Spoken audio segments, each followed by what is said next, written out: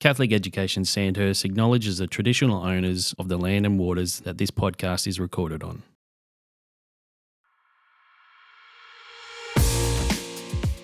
Effective teaching is deliberate, informed and refined over time. In this episode of Magnify Matters, host Tim Edwards is joined by Dr Nathaniel Swain, teacher, instructional coach and founder of Think Forward Educators, for a conversation on what effective teaching looks like in today's classrooms. Drawing on his experience across schools, universities and instructional coaching, Nathaniel explores how the science of learning can support teachers to make better decisions, not by adding complexity, but by bringing clarity to what works. Together, Tim and Nathaniel explore why time is the most precious resource in the classroom and how to use it well, the importance of explicit, whole-class instruction as a starting point for learning, how knowledge builds knowledge and why strong foundations matter, how to build challenge and extension without creating multiple lessons, the power of checks for understanding and responsive teaching, and why great teaching is both structured and adaptive. Whether you're in a classroom, leading a team, or supporting system improvement, this is a conversation about making every minute of learning count. Now join us as we explore what truly matters in education. Today on Magnify Matters, we are very, very lucky to welcome Dr Nathaniel Swain, Australian educator, instructional coach, researcher, a range of other things. Lovely to be with you. Thanks so much for joining us. Let's kick off with you, Nathaniel. What has happened in your educational journey that has you where you are today? And I believe you might be working on a couple of exciting projects that we can touch on today as well. Sure. So I'm very lucky to have worked in a few different roles within the education system. So a lot of government school positions, places like Parkville College, which is actually the school for young people in trouble with the law. So that's a very interesting part of my career trajectory, but also in government primary schools like Brandon Park Primary that many teachers interested in the science of learning and interested in effective teaching have gone and visited, which is great. I've also worked in universities and lectured teachers becoming ready for the profession, which has always been insightful. And then I've worked as an instructional coach within and outside of schools now for the last few years, and really excited to be working with systems like Sandhurst on their incredible journey that they're on. Nathaniel, talk to us about some of the most exciting work that's crossed your bows over the last couple of weeks. Look, I think what really excites me about any work that's happening inside the classroom or to support the classroom is more light bulbs going off for teachers and students alike. So when teachers are feeling like they're really getting through to their students and they're really making the best of the time and the effort that they have available, and that more students than usual or deeper learning than usual is happening for more of those students. So I think that really does get me excited because teaching is such a dynamic profession and students are all individuals and unique, but there are some really amazing techniques and practices out there that makes teaching more effective for all students. And the power of this knowledge as a teacher, if you've got access to it, is that it can just allow you to make really great decisions. So my heart absolutely sings when I hear people telling me when things have worked for them in their classroom and then they've noticed a difference for their kids or for behavior or whatever it might be. Or when I see that practice myself, when I'm up there co-teaching with teachers or watching them do their thing and being able to see the joy in, I guess, the teachers and students' eyes alike. It is a very joyful thing to learn something new, even though, as we know, it's quite difficult to guarantee that learning. But when it happens, it is a work of magic. Where do you think that learning for you has come from in your experience? You mentioned at the beginning some work in some schools. Where does this passion come from to help people see that it's almost that teacher instruction and the learning for teachers that sits in that space? Where does that come from for you? I actually resisted the idea of being a teacher for a long time. I think my mum was a teacher. She actually taught me in year 10 and year 11, maths and chemistry. Unfortunately, I didn't continue in year 12 with maths. That wasn't personal. It was just maths got really hard in the last few times of school. Even though I had a personal tutor at home, I think it showed that learning is actually quite difficult. At the end of school, I was thinking, I need to get out of this place. I need to get out of schools altogether. So it didn't really appeal, the idea of becoming a teacher, even though, look, my mum being quite prescient the way that she is, she sort of said, you know what, you'd probably enjoy teaching. Like you've got this nice passion for connecting with people and wanting to, I wanted to be a performer. So I'd love getting up there and performing. So dance and musical theatre and singing. But what's interesting about teaching is that I think for those people who find that joy in connection and that joy in building something unique with their students, eventually the call back to the classroom actually works. So for me, it took about 10, 15 years for that to actually come about. But when I was then pulled back into the classroom and not just on the sidelines, I really did find that sort of sense of like calm and that sense of passion sort of return. So I feel like it is really sacred what happens in the classroom, some really important work that occurs and a really important aspect and impact that teachers are making on students' lives. Everyone remembers the best teacher that they've ever had, and that person will stick with them their entire lives. So I think my passion comes from that idea that this time that we have with our students is really precious and is really important, and that I want teachers to feel that same sense of satisfaction in a profession that is otherwise very challenging and also sometimes not very rewarding when things don't work as well as they should. So Nathaniel, we had Dr. Pam Snow on this podcast as well, and she made a similar point in terms of the value of time in education and the lesson minutes, and that every minute counts, and that really rings true for us in Sandhurst, what we're trying to achieve. Am I joining the right dots here to allude to your reference of time, of that instructional time, and the need to help all educators really value and appreciate what works best or most effectively according to current research? Look, efficiency may be seen in some circles for education as like a pretty nasty economic concept. The idea that it shouldn't just be about the numbers, it shouldn't just be about the time.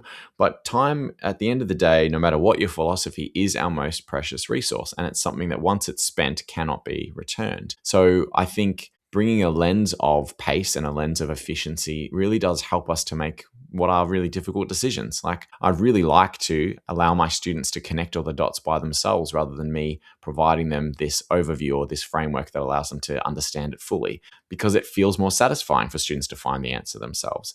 However, can I guarantee that students are going to find that in a timely way or in an equitable way? Maybe not. And then as a result, if I know that I've got new learners, this is the time that I'm actually going to be really clear, I'm going to be really direct, and I'm going to be conscious of how much learning I can sort of cram into the time available, because the more learning that you have, the more learning you can handle later on. This doesn't mean that we constantly worry about just putting stuff into students' heads. I think that's really just the start of the conversation, not the end. But without those firm foundations, it's very hard to move on. Once students move from novices to experts, though, and they start having more knowledge, that's when the luxury of time does pay off, because if you've used your time well, you've got time left over for students to use that knowledge for really interesting and powerful things. So this is something that I didn't figure out in teaching for a long time, but you want to be efficient and you want to be effective in the front end, not because we just want to always constantly race, but because there's so much wonderful stuff to teach and so many great experiences to have, that ideally we teach the foundations well and we teach them efficiently, so there's time and there's a guarantee that students can explore, explain, add things to their learning, extend their understanding further,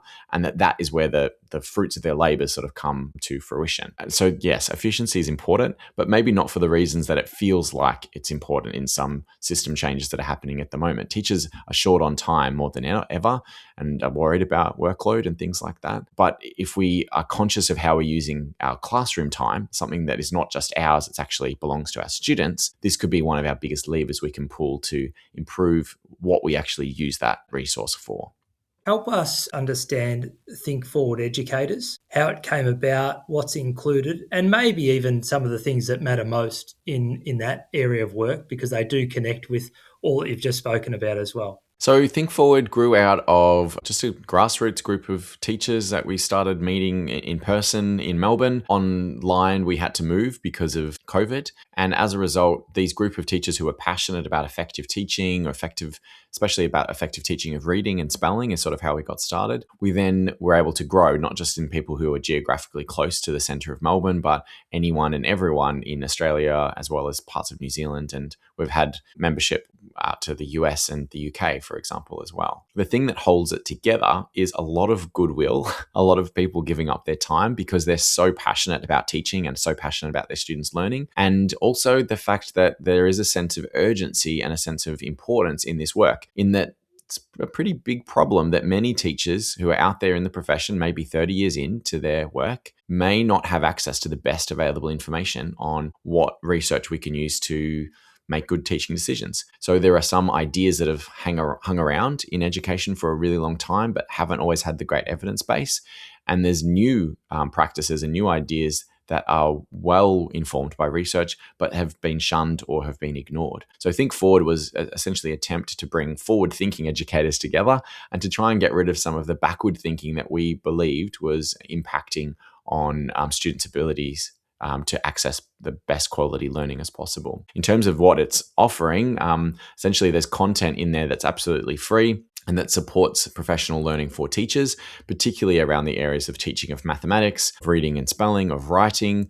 There's also a really big focus at the moment on multi-tiered systems of support. So there's a new network dedicated to that idea around the tier 1, 2, and 3 interventions for academics and behavior. There's also a big sense of leadership components with middle leader and senior leader support, and local branches and live events that we also run as well. So essentially anything you need to becoming an effective teacher, we've tried to connect the experts around the world with you as the practitioners in the field, and also try and help be the conduit between all of those great ideas and how it could actually impact your classroom. Congrats on all that work. Just a quick spruik. How many reach has Think Forward Educators in terms of people accessing sites and sessions and so on? We are on greater than 30,000 members across the entire sort of network, which is amazing. And our CEO, Jeanette Breen, is a big part of that growth, because what she's been doing the last few years is essentially what she does best, which is help connect the right people to each other. And something magical happens when you do have people who just literally want to share their ideas for the sake of sharing them. There's no financial sort of incentive necessarily. Instead, it's actually just people wanting to get great ideas out there and to have robust discussions with each other. And I think that's how the community has really grown, because teachers really care. And if they discover this knowledge or someone tells them, you really should have a look at this, it becomes a bit intoxicating in terms of, I just need to get more of this stuff now, which is how it's sort of escalated over the years. I think your point there around teachers really caring about the quality of what they receive through professional reading, through their own teacher training, and often reflect on that in different ways through what their schools and their systems offer them, is really telling about the care and the passion that educators have for the students in their care and the students for which they are responsible to help on their learning journey. And it's a credit to Think Forward Educators, Jeanette, yourself and others that have really brought to Australia some of the best practice from all over the globe. And I know that people really thrive when put in the room to learn from people like those that have been visitors. Are there any that jump out at you as unbelievably telling and impactful as they've been partnered or partners with Think Forward Educators? Yeah, we have some amazing Australian and international sort of speakers and authors and teachers who've been willing to share their practice or share their research. So people like Professor Pamela Snow and Professor Tanya Seri from La Trobe University have been big donators of their time and expertise on the platform. There's also people like Daisy Christodoulou, an absolute savant-like leader in the UK whose work in education has really made a difference internationally in the areas of assessment, but also in writing and also general pedagogy. We've had people like Tom Bennett sort of sharing their ideas that really connect with the idea of the research ed sort of movement as well around the world, which he's been the founder of. And then his contemporaries like Carl Hendrick and people from the crew overseas like Peps McRae have been willing to share their expertise and ideas with us over the years. We've also been lucky to actually feature a lot of system level support. So a lot of the Catholic dioceses, like the groups in Canberra, for example, and others in the Melbourne Archdiocese, Victorian government, and New South Wales government have been willing to share what their initiatives are currently about and the successes that they've had. Then we've had a myriad of school leaders, including some of the principals that I feature in my book, Harnessing the Science of Learning, being willing to share their practices and their stories of success. And I think that's probably one of the most powerful things, is that we've got simultaneously research coming from the experts who are out there doing all of that hard work. And then we've got practitioners who are interpreting it and reporting back rich, deep case studies showing what's worked for them. And those schools are really impressive. And we've had many, hundreds of schools over the years presenting their journey from start to finish and where they're up to at the moment, as this is an ongoing process. I think that has provided a lot of proof of concept and a lot of inspiration. Nathaniel, we've launched our cultural covenant in Sandhurst this year based on some of Lencioni's work. And I just want to echo where you just covered then in terms of that generosity of some of the world's leaders and expertise. We were so incredibly blessed in Sandhurst to be able to reach out to anyone and everyone, sometimes very much the cold call. And our response rate was 100%, and the engagement rate of everyone, and yourself included in conversations we've had, we cannot get over the generosity of expertise and goodwill and spirit from people, from systems, from a whole range of different providers that have really stepped into the space to support us as we've learned better, to know better, to do better in Sandhurst. And there is a lot of goodwill in this space, I think, because there's been a long time where some of these ideas or practices may have not been able to get a lot of traction. Maybe would have been seen as outdated themselves because they had echoes of times gone by. But I think what's lucky about this opportunity that we have at the moment with so many systems and schools finding this research and making it come alive in their schools and classrooms is that there's time for us to really celebrate what we now know about teaching and learning and use that knowledge for the betterment of our students. You mentioned your book, Harnessing the Science of Learning, a minute ago. Can you just give us a quick rundown on your book, what the driving influence was behind it, and perhaps 3 or 4 key takeaways that are a must for people that might pick it up and try to understand best its purpose? Definitely. So to be honest, the book did come from my work at Think Forward Educators, connecting with so many principals around Australia who were doing excellent things and bringing the research to life. And I wanted to share how similar, but also how influential a lot of those stories are. Given that stories have this incredible way of communicating complex information in a very efficient and an effective medium, I wanted that power to sort of bring the research that we already knew was indicating success and bring that sort of to life. So some of the things that the book tries to do is to talk about the fundamentals of how learning happens and how the research on learning can make us more enlightened about what great decisions we need to make. Some of the things it talks about is the fact that all learning involves processing information in working memory. And then if we overload that working memory, we experience that cognitive overload and learning stops happening. And we can overcome that, but it's by using what we already know, so our long-term memory. And when we have knowledge that's relevant to a task or some learning that we're doing, we can actually handle more and more in terms of our working memory because our knowledge allows us to make more space mentally. And this is a cool thing that teachers might not be aware of because in some other iterations of recommendations for what students need, you may have heard the phrase that too much teacher talk is bad. And if you talk too much, students won't be able to understand. The problem with a recommendation like that is that you see some examples where teachers say, I'm just not going to talk. I'm just going to let the students piece it together because teacher talk is bad. But what cognitive load theory and other aspects of the science of learning point to is that teacher talk is very helpful. And when you've got novice learners in front of you that don't have a lot of background knowledge, the teacher needs to guide the learning. And that's actually indicated. We want to use a fully guided approach rather than a minimally guided approach where the students discover things for themselves. But if we talk too much or we talk about things that aren't relevant and start becoming extraneous, if the intrinsic load of what we're saying is too high, that is, we've actually just chosen too many things to talk about at one time and we need to break the learning down further, then suddenly cognitive overload does happen and learning stops. So some of those insights have been taken to great effect to improve the teaching of fundamental things like reading and spelling and mathematics. And within the book, we look at the implications, not just in general instruction, but also in terms of those subject areas around literacy and numeracy and how teachers can best harness that research to make great decisions. In the reading space, it's the power of phonics for breaking down the learning process, but also how language comprehension is the other side of the coin and that kids need vocabulary and content knowledge to make sense of the text that they're reading. In the mathematics space, it's about knowing how to model and show those concepts that underpin the place value system and the fundamental number sense, and how concrete representations are vital, but that whenever possible, we move from concrete to representational to abstract representations because otherwise we may be distracted by the fact that we're playing with those little teddies for far too long and missing the point of what the counters or teddies are meant to be actually doing. If you don't know what the teddies refers to, because you might not be an early teacher of maths, here we're talking about those things that stand in for fundamental concepts about number and things like that. So they can be distracting because they are more interesting than the number concepts sometimes. But the point behind them is that those concrete representations are really helpful, just like getting students to practice the concrete aspects of speech and language are helpful for then building to the more abstract things regarding written language.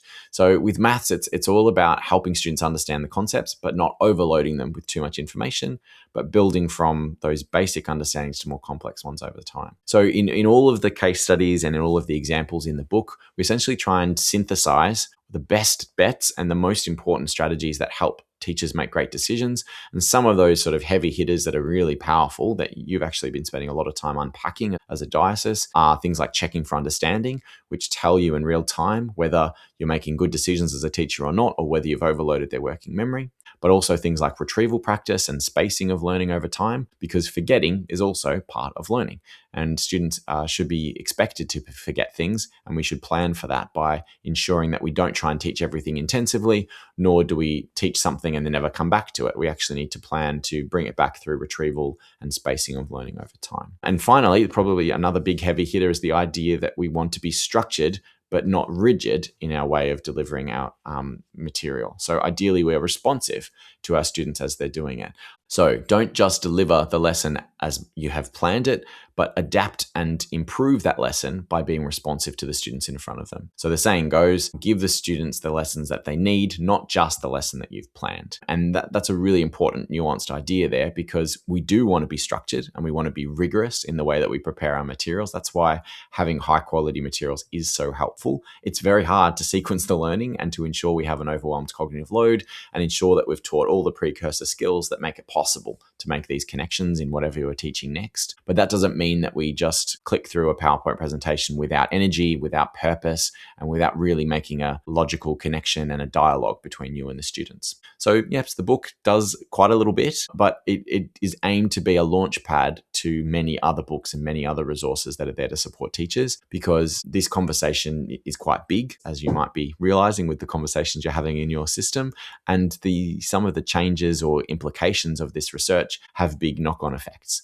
So if we're not teaching in small groups as the primary mode of instruction anymore, how do we do this or how do we do that? If we're not expecting students to connect all the dots, that means that teachers will have to actually read up a lot on these topics and be across much more material than they might have been previously if students were choosing their own things to investigate. So this is where it gets interesting, and there's a chapter on misconceptions that unpacks some of those common wonderings and concerns that teachers might have and how the research can actually underpin and address those issues. Nathaniel, congrats on that book, and it's no doubt tracking well. I know many people that have it on their shelf and have read it again and again. Nathaniel, you went there a little bit then around misconceptions. I'm just going to throw some hot topics at you. Sounds great.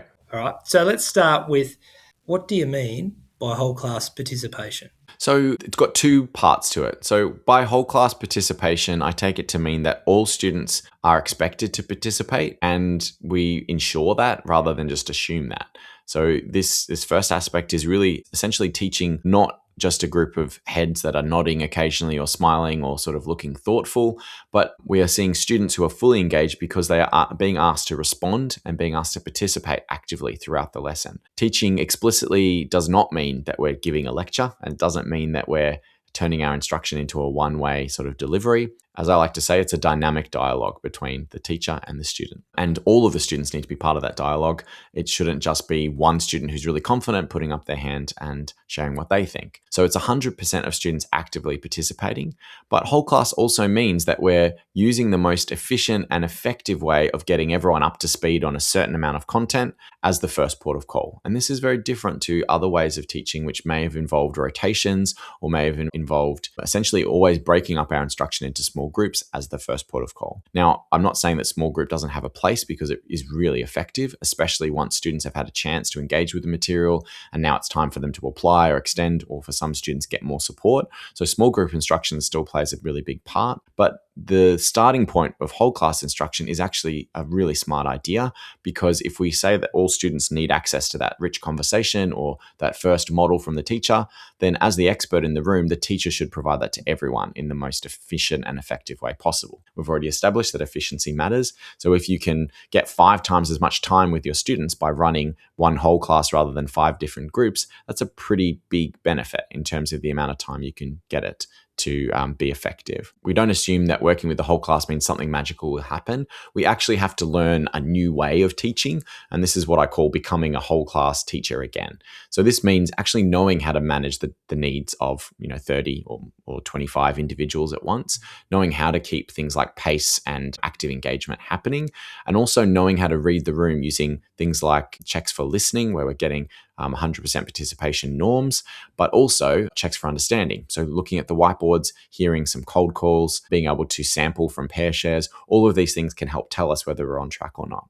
Because it's actually easy to give a lecture to a whole class, but also much more effective to give active, explicit, and responsive teaching to the whole class. So, Nathaniel, benefits of covering for everyone is we know what everyone gets. We know that they need to have the facts first to then be able to expand and explore a little bit later on. But it's not just one way, same way, only way. It must include responsive teaching you mentioned earlier, must include checks for listening and checks for understanding, and the no opt-out aspect of that for learners is so critical. We covered a lot under one question topic. Let's see how we go on some of the others. How then do we extend or challenge all of our students? So what's this piece around, they've got to go up a level, or we've got to challenge our top kids, or whatever it might be? Any advice in that space? Look, there's two things I think really help challenging our students, and many teachers work in composite class situations. Some of them have very large composites, so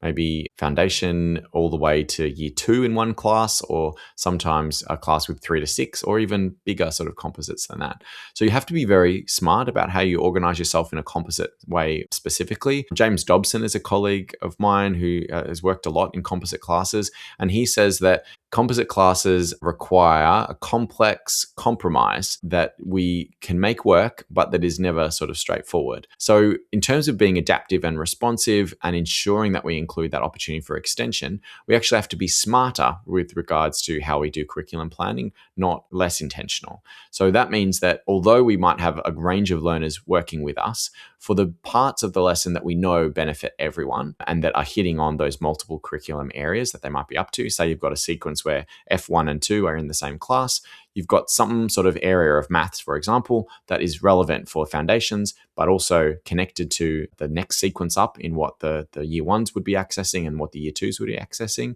And knowing that some students, despite the year level, may be actually working at different levels across that spectrum as well. Maybe there's a link to a year 3 if necessary. So the idea is that you provide one sort of starting point, one whole class lesson. It includes some retrieval practice that is for everyone. And it has a learning goal that might have a really strong connection to all of those different year levels. But just because you've done that whole class lesson and you've got different checkpoints where you do see a few questions, doesn't mean you can't build in different opportunities for challenge. So what I like to do, if you've got a lesson that's going along and people are using the mini whiteboards and providing responses, if you notice any of your students have finished a question and they're just politely waiting, I often get them to signal that they're waiting by turning their whiteboards over and hovering. That movement in my peripheral vision gives me that sense of, oh, I've got an opportunity to give someone something else to do, or an opportunity for someone to challenge themselves. If they're waiting, then they could be doing another task. So I like to have bonus tasks, bonus prompts, bonus extensions just ready to go. If we're spelling, I would say, put it into a sentence or add a prefix or a suffix. Or I could say, here's another word that has that same pattern in it, but it's a bit longer. If we're writing, I would say, that's fantastic. I love that sentence that you've written. Think of that as the start of your paragraph. Everyone else is still working on that one sentence. I want you to keep writing. Beautiful way of extending. If it's maths, you might have another problem. You say, oh, can you swap those digits around and see if you can solve the next problem? Or can you change this from an addition to a subtraction? See how that changes the answer. Off you go. Those little bonus tasks don't require extra planning. They just require that thought process of how could I actually extend? What is my next move to extend this student? And it doesn't cost any extra time because they would have just been waiting anyway. So that sort of sense of extension in the moment, or dynamic adaptations is what I usually call it, is really powerful. Now, if you're being really smart, though, you can build in some adaptations into your lesson. This is especially important if you have composite classes, because although the focus might be on counting collections, for example, with the foundation students, you might just be working on one-to-one correspondence within numbers up to 5 or numbers up to 10. Whereas with year 1 subentizing within 20, and with year 2s, you might be doing collections of much greater numbers, or skip counting, for example. But just because we're starting with the same premise, but having different aspects doesn't mean that everyone has to do every question the same. Instead, you can build in different levels of challenge. Let's say you might have the first part of the CFU question is something within 5 or with 10 that everyone should be able to do, even if they're not quite, not all sort of exactly there. With a bit more support, maybe every student can benefit from that first part of the question. But while some students are just finishing that one question, you might have another question waiting for them and another question after that. Your second question, rather than being a mild or base level example, could be a medium level example. So maybe it's got larger numbers, maybe it's got a different model, maybe it's slightly harder, but it's still connected to that same core learning that you're trying to achieve. Maybe it's sabotaging or counting. And then if you've got time for it, if you've got students who are capable of it, you could have a third or spicy level kind of question or questions available too. And those questions can be there as well that allow them to go much further. And allow them obviously to get the challenge that they need, because they might go, I can see that's 5. Okay, 4, 5, 10, 15, 25. I can see that's 25. They did the mild and medium in 2 seconds.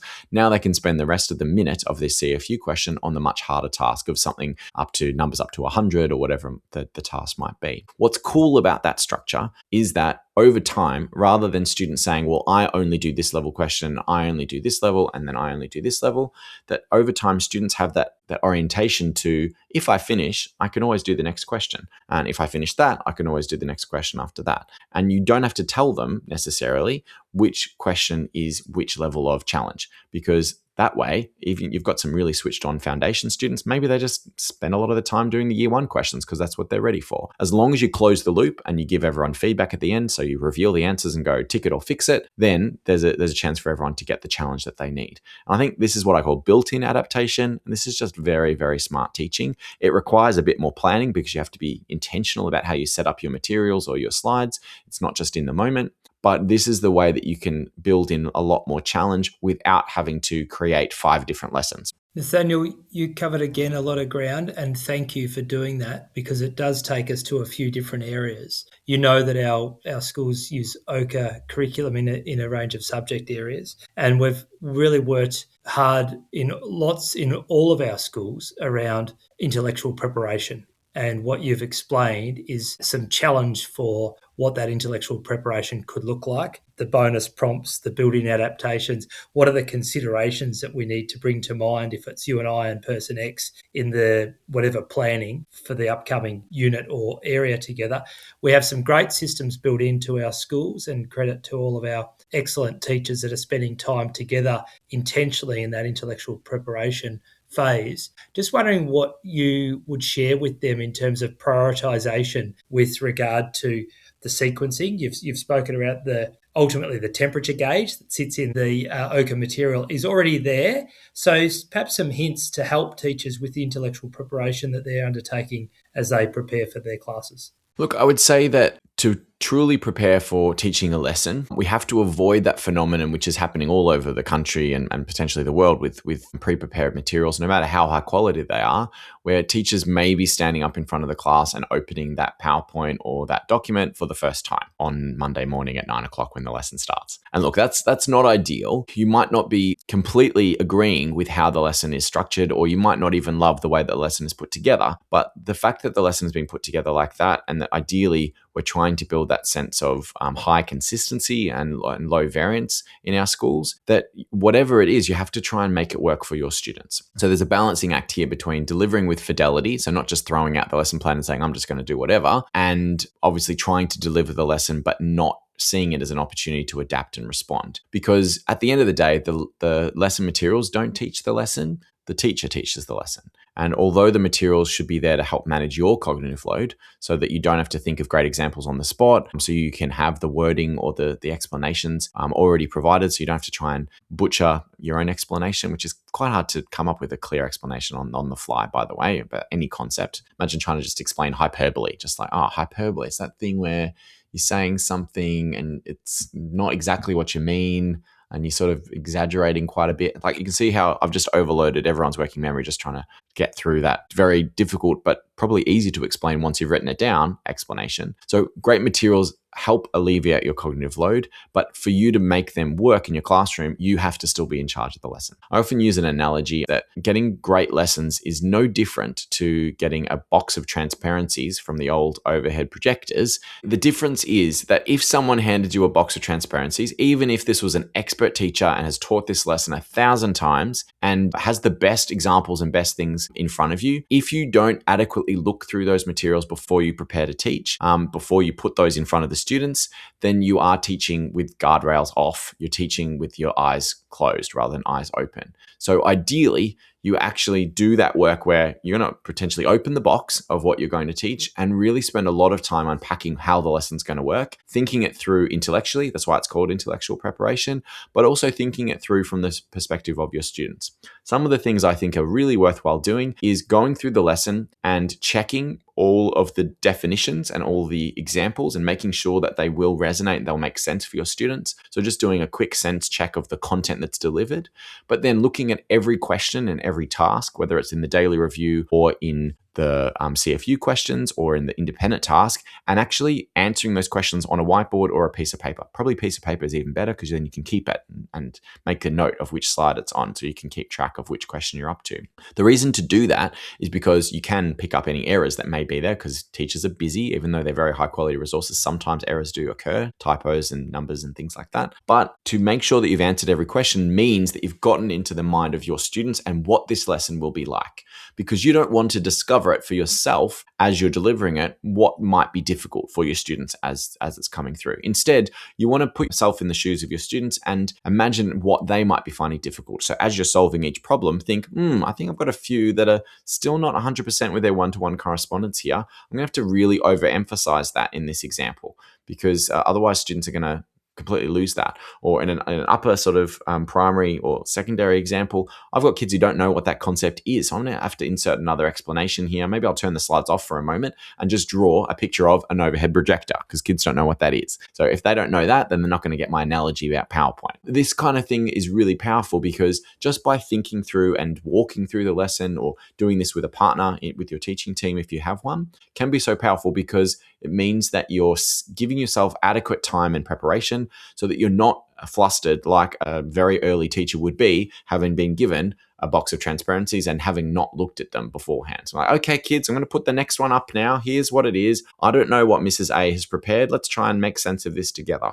It's not a great idea. And we wouldn't blame the transparencies in those days. And I don't think we should blame the slides in these days. I think we should try and be honest about the importance of preparation and that if the lesson isn't working well, the PowerPoint isn't necessarily to blame. The problem is that we have a teacher who hasn't had the time or hasn't put in the sort of expertise, if you like, to really understand how this material works. If the material doesn't make sense, like that's why we're doing the intellectual preparation. Maybe there's something that's not quite clicking from this way the material or the lesson has been put together, but it's good to have that conversation before you try and teach the lesson. When you're trying to figure that out as the lesson is unfolding, it's far too late to do something about it. Thank you again. I just want to join that to this notion of intellectual preparation, the time that goes into that and the teacher workload piece. How do we protect and look after our teachers, not overwhelm them, but also expect this intellectual preparation to occur as it ought? I think if we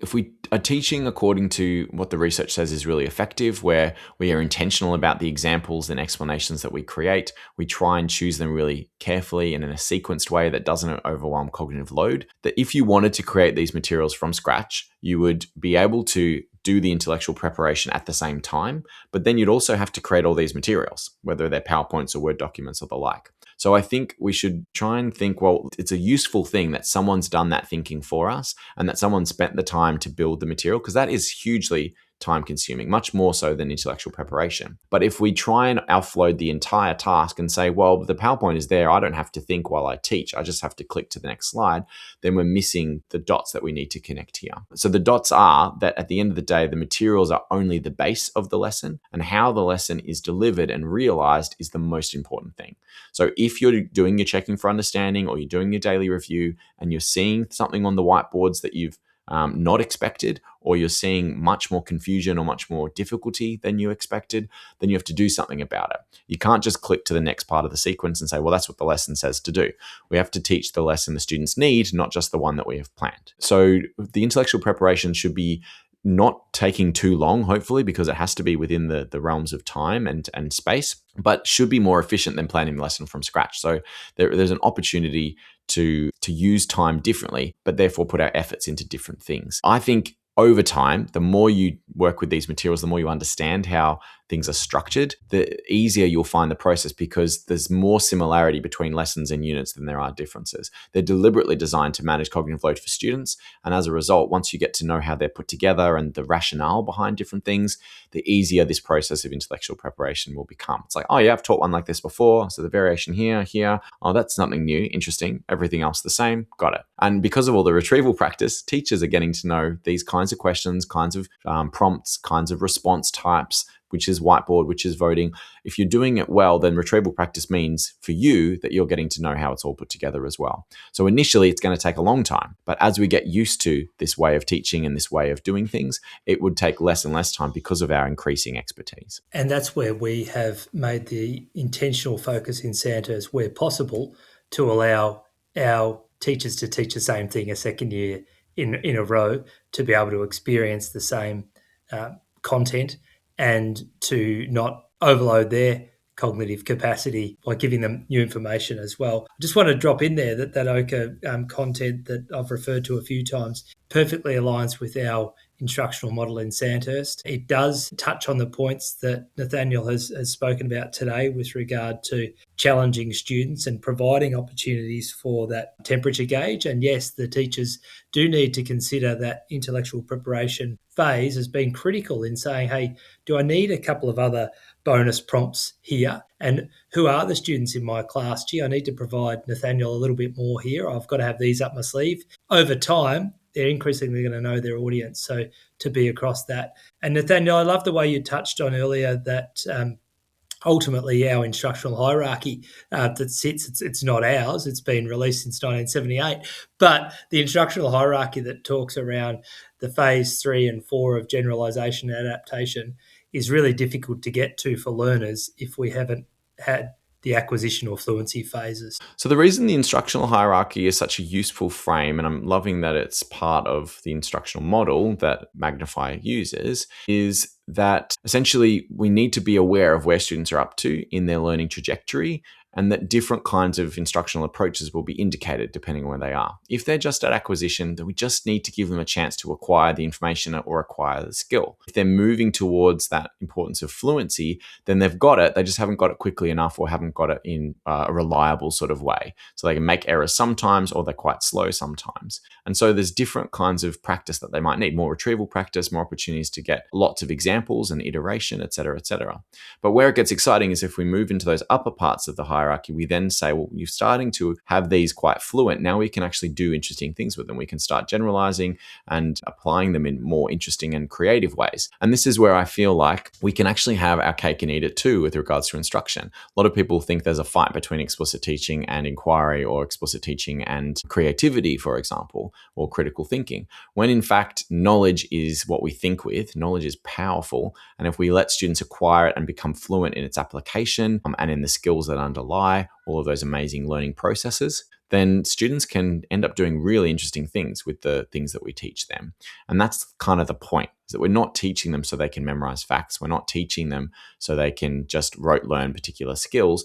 We're trying to learn things flexibly and in a way that is meaningful and that makes sense, so that they can then become creative and critical thinkers in whatever they're doing. What we've been told a bit of a lie about creative and critical thinking is that it's a general skill that you can work on just by engaging in creating critical thinking. Actually, it's a little bit like the preparation that you need for your muscles when you're doing a marathon. You don't get good at marathons by doing lots of marathons. So you don't get good at creative and critical thinking by doing lots of creative and critical thinking. Instead, you have to do all the pre-work, all of the knowledge building, all of the skill building that leads to those higher order skills. And guess what? Preparing for marathons doesn't always look the same as running a marathon. But if you prepare for a marathon, it doesn't mean that you're necessarily going to be ready for scuba diving, because that's a different set of skills, a different set of knowledge. Just because you prepare for a marathon doesn't mean that you're ready to go into space and to become an astronaut. So with learning, it's the same. It's domain specific, not domain general. So that means that whatever we're teaching, and you're going through that instructional hierarchy of, it doesn't mean that you become at the generalization or the adaptation phase for everything. It means that you're only on that phase of the hierarchy for the stuff that you've got knowledge of. And that's the clincher, is that we want to get to the same place, but we actually have to go through this process of acquiring and fluency and generalization for every single skill and every bit of knowledge that we teach, because that's how learning works. We are a novice in everything until we're an expert. And somewhere in between, we're intermediates or at that fluency or generalization phase. But that's the cool thing about learning, is that we can go through this process many times and can help all of our students experience success, because it all starts with that same starting point of acquisition and then fluency afterwards. And I think also to acknowledge that it's not always step by step by step or linear. There can be, and you touched on that with that responsive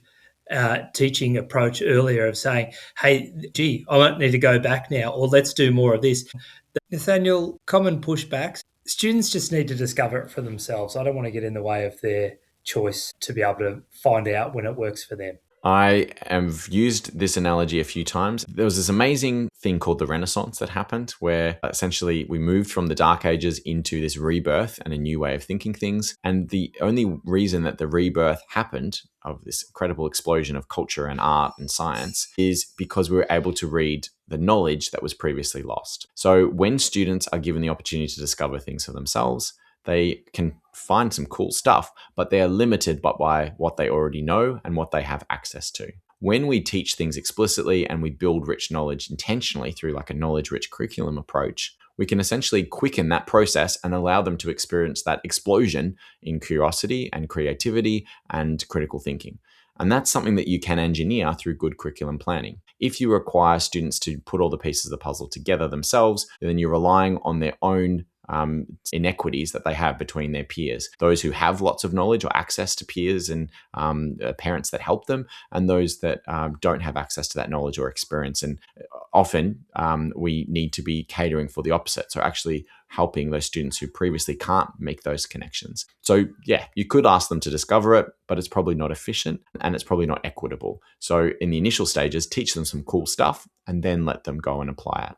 Nathaniel, that's a terrific link to the session that you'll be running with us in Sandhurst on the 20th of April this year.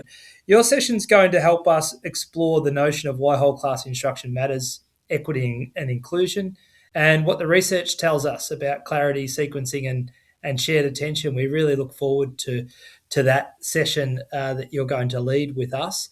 But you're also going to touch on, and I know you're doing some work in this space at the moment, in the multi-tier system of support and how that fits. Do you mind just speaking to that last point for us? Regarding multi-tiered systems of support, I would say that the whole point of that system is that we are trying to ensure that every student is getting the best chance to gain the skills that they need to be successful, but knowing that some students need much more support and some students only need the generalist sort of support.